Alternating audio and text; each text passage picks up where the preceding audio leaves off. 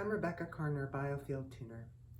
This video is an extension and sort of a riff off of my last video, which was on cognitive dissonance. Cognitive dissonance is about as deep and wide a topic to pick as I think I could have done, and there are so many different ways to work with that concept in terms of noticing things outside of ourselves, as well as noticing our own behaviors, our own patterns, and things that we're doing. Today's topic is legitimacy and listening, and in specific, self-legitimizing. I think I may have made that up as a concept, as a verb, but self-legitimizing and then self-listening. Brene Brown does a really nice job of commenting on how we can't really address a problem or really deeply consider something or have a lot of compassion for something if we can't personally connect with it. And after some time, I have been prompted internally to do more videos. I really love doing the videos, and this whole sort of series of frequencies, the cognitive dissonance, self-legitimizing, self-listening, all of these things I have been connecting with deeply with clients in my private practice, as well as in myself and with colleagues and friends and people around me. And the sort of ways that different people are imbalanced, there's no one specific pre-prescribed dose of something that's gonna right the balance for everyone, because some people are a little imbalanced in one way and some people are a little bit imbalanced in another way. So today's topic is really geared towards people who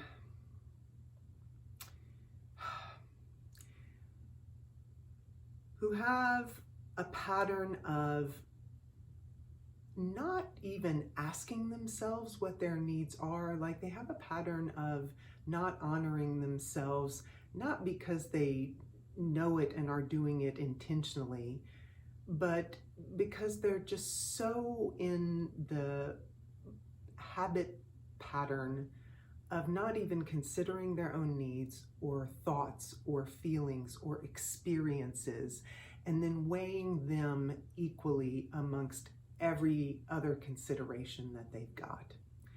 So self-legitimizing is really the first step, and it's sort of the first thing and kind of the main piston that I'm going to tune into.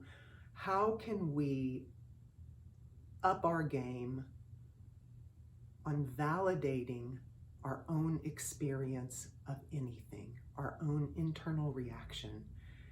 Like, so many people, the habits and gratitude are so awesome, but to try and bliss over being frustrated or trying to gratitude away from being rightly angered or irritated or irked, that's diminishing your own experience. That's not waxing positivity.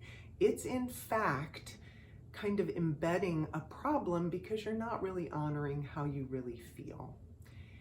And then the second step is then listening to how you feel and then acting from there. I recently did an in-person in Atlanta collaboration with my colleague Roxanne Lowry on the gongs, and the theme was compassion into action, and it was centered around compassion for self. And again, that listening, that compassion kind of angle, it's all inward. Many of the people, like pretty much, I think if you have found my videos and if you're one of the tens of people watching it, you already have compassion for others. I can pretty much guarantee you do. So it's how to give that an equal measure to self. So without too much further ado, I'm going to tune into having your experience and allowing yourself to have your life experience. Everybody take a deep breath.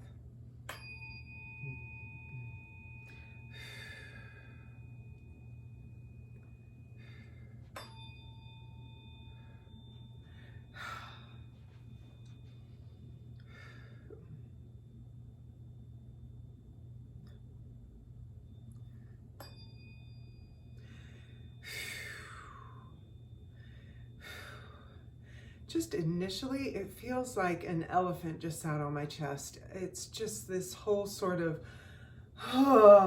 it's like a little bit heavy, but it's also just, it's like if you've been holding something.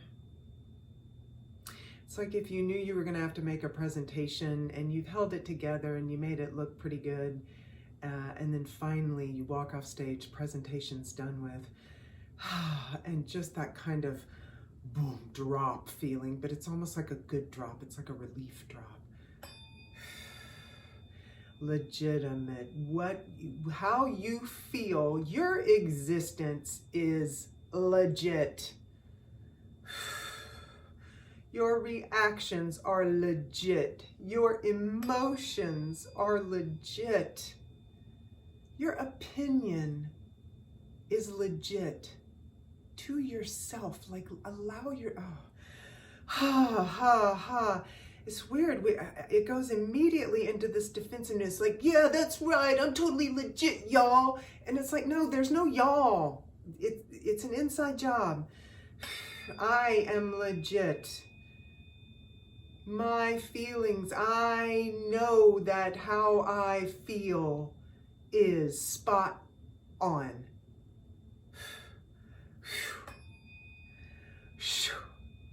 Good.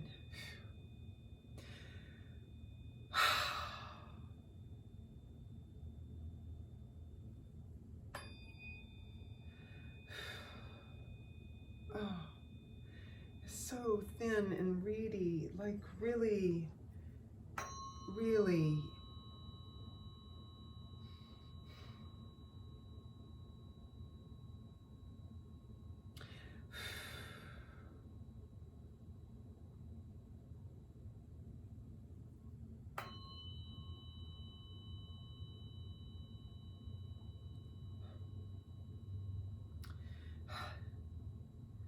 Wow, just, okay. All right, so there's this thing called white coat syndrome, and I think it's the thing that when people walk into doctors' offices, a large majority of people, like their heart rate goes up a little bit and their blood pressure increases a little bit. So that's one form. I think that's the sort of commonly accepted form of white coat syndrome. But the white coat syndrome that I'd like to define here that's really coming up is this. So the thing about doctors or lawyers or consultants or I don't know, whosoever you go to if you need a thing, people tend to give their power away. Just because you don't have the same expertise as somebody else or have the same professional experience doesn't render you an idiot. But we tend to sort of give, oh, you know, please take care of me, please, whatever. And there's this same sense around this concept of self-legitimizing. It's like the energy, the collective energy body says, oh yeah, you know, she's telling me I can feel my feels, and that while I don't necessarily have to act on them immediately, like it's okay for me to have them. And then right on the back end of that, it's like, right? Like, can I get an amen? Like, can I get a witness? And it's really no witness needed, no amen needed. I mean, if you get it, that's great, but you don't have, you don't, okay, I'm making the video, but you don't need me to tell you that it's okay for you to do and feel and be you. Except I'm here telling you that. So I hope it helps a little bit, but then you take the baton from there.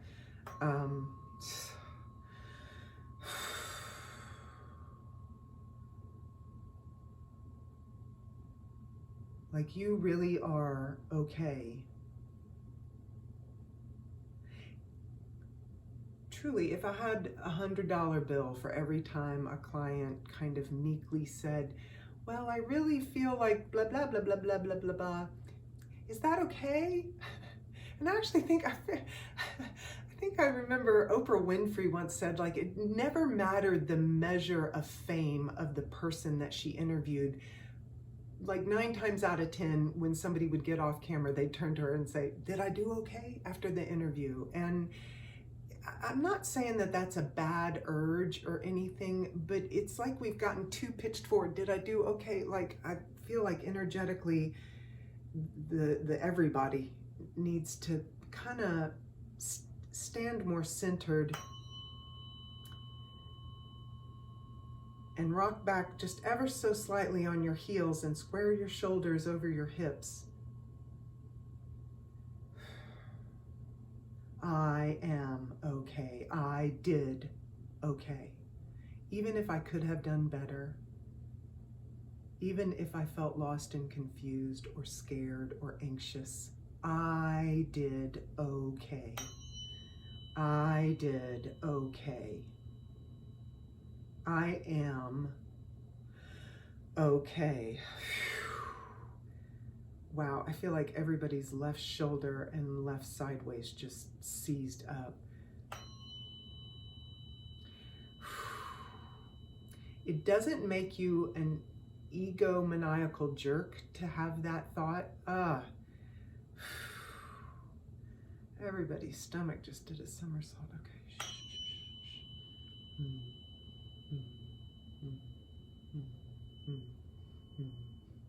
Huh.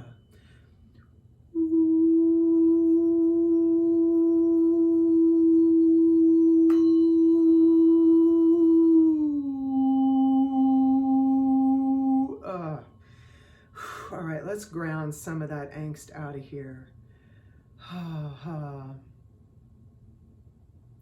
There's no template. Truly, nobody got a manual. Even the people in charge, even the PhDs and the heads of whatever, they didn't get a manual. They may have written a manual to try and make $1, but they didn't get a manual. Nobody got a manual. You script your own manual, because where you are and how you're rocking it out the best you can, you're spot on. You're doing it right. Yep.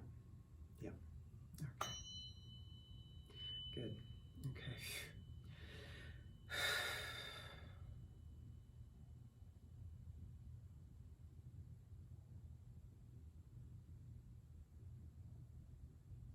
I had a new client yesterday afternoon, and I was telling her about my analogy with our field and our transmissions. If you could make them visible, it would be exactly like a person standing in one of those snow globes at wintertime.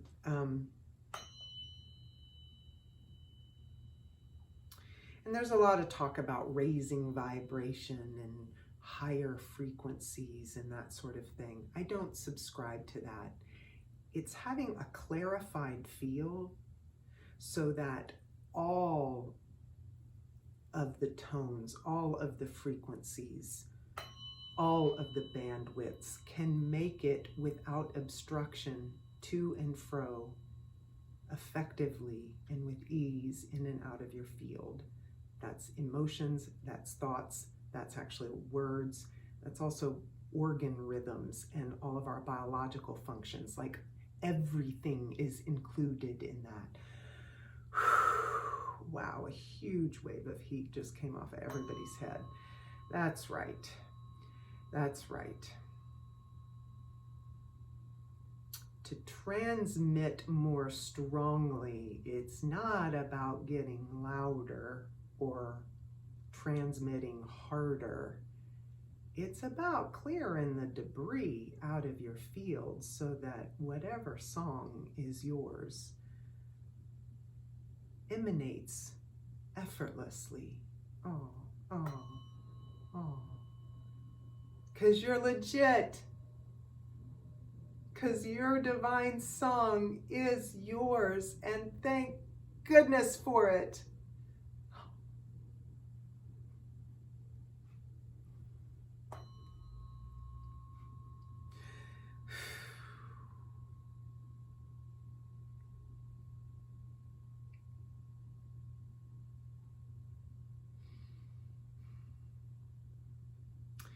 You know, it's just striking me more and more every time I do these group tunings, the profound earnestness with which people try. It can be easy to think that people are lacking intention or focus. But that's really not true. The wellspring of impetus energy is abundant, is truly, abundant to the point of infinite. But it's as if everybody's just shattered and scattered. It's like shards, hot. It's shards, like that terrible moment when you break your phone and you pick it up, and the whole screen's just, it's like everybody's intention wells up all pure and ready to go, and then the minute it tries to get out, it's like,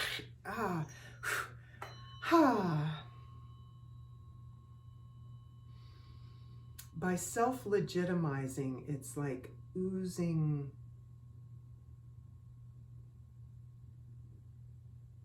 metaphysical and metaphorical epoxy through all the cracks in the screen and like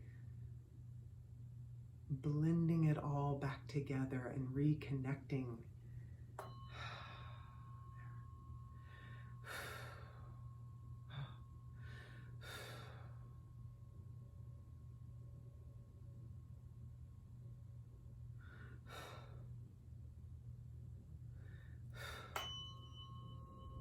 Wow, if anybody ever cares to write a comment on this, I just got the really strong sensation that if anybody makes it all the way through this video and listens to the end, that they would likely sleep better.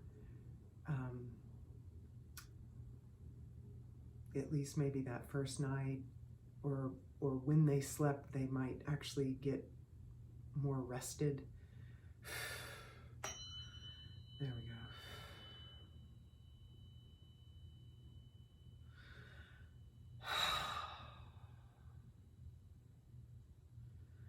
I cue so many people to breathe into their ribs and really deep breathe into their diaphragm, a diaphragmatic breath.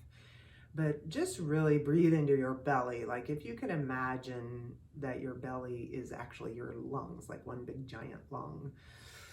And like see if you can almost kind of puff out your belly and really draw this concept in. What I'm doing, how I'm doing, who I am, how I am.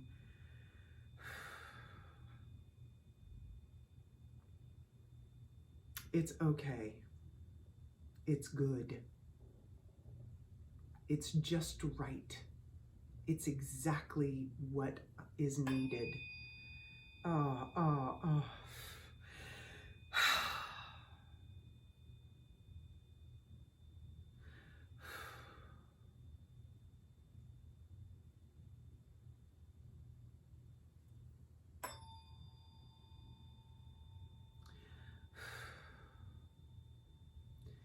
Okay, it's like we breathed into the belly, it totally landed, and then the brain kicked on again and was like, well, but okay, well, I did that. I breathed into the belly, so what do I do next? Okay, blah, blah, blah, blah, you're still okay. Nothing to do. No way to get it wrong. No way to get it right. Like, it's okay. It's okay. It's okay. Breathe back into the belly.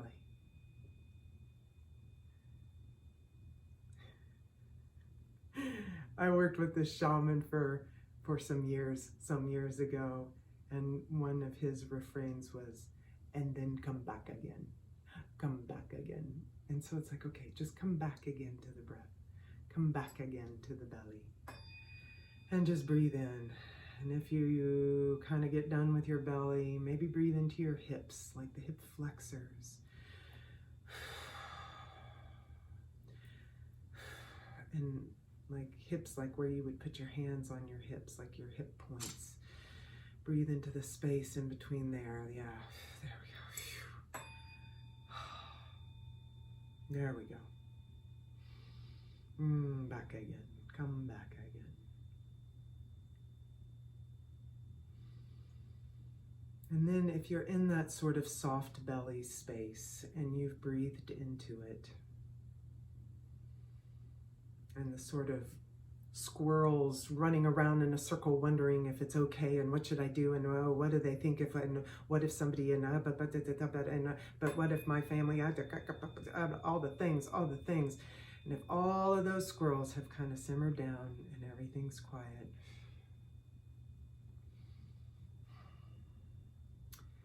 then listen from this place.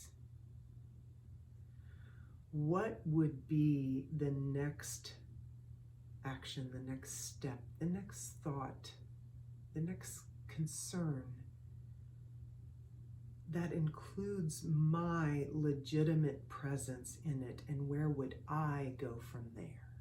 Where would I go from there?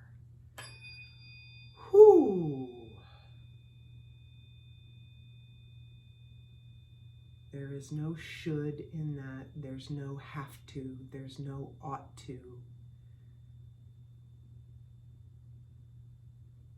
It's like a wellspring up of not controlling, manipulative, egoic I, but truly legitimate, compassionate, soft, and vulnerable. Where would my meanness like to take me in this good feeling next? That's such a different feeling. Wow, the amount of heat releasing, the contraction, the inflammation around this pressure pot that we've put ourselves in is like it's releasing. It's like opening an oven door. Oh, phew, phew. I'm going to use a weighted fork to just shake off some of this.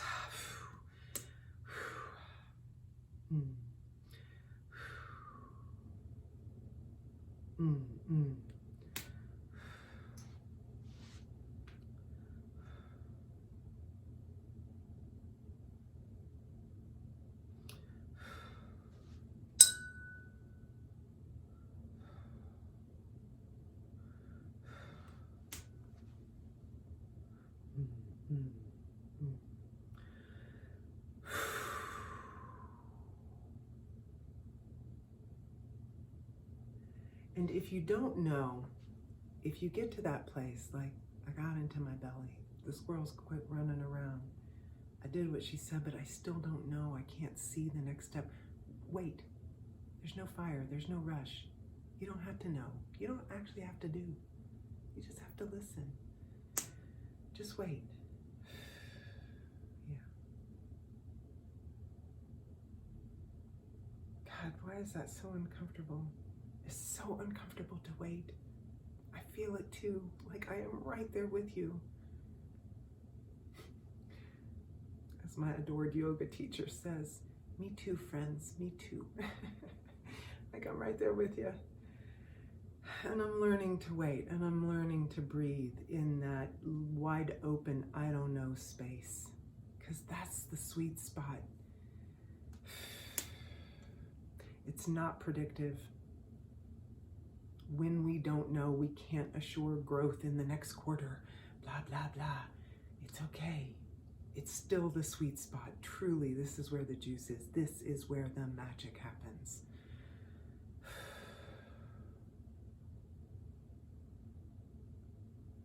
This is, in effect, what that meme means when it means stepping outside your comfort zone. It's in this open, I don't know space.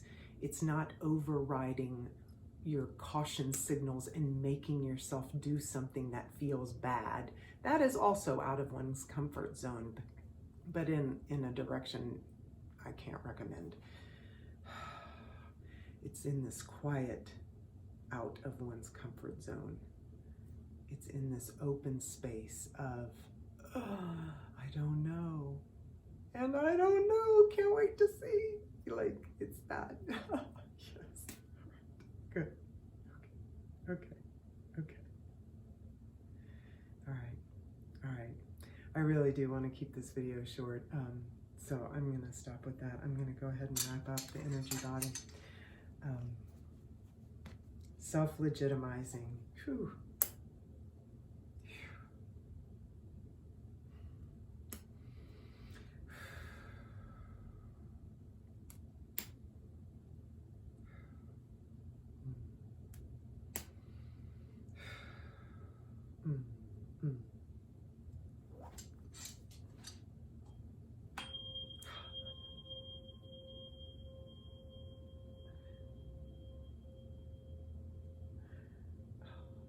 Oh, the tone on that last fork was awesome. Oh, yay. Okay, I'm going to end this here. If you'd like to contact me for questions, a private session, I can do them virtually. I can do them in person if you're in the greater Atlanta area. RebeccaCarner.com. Have a great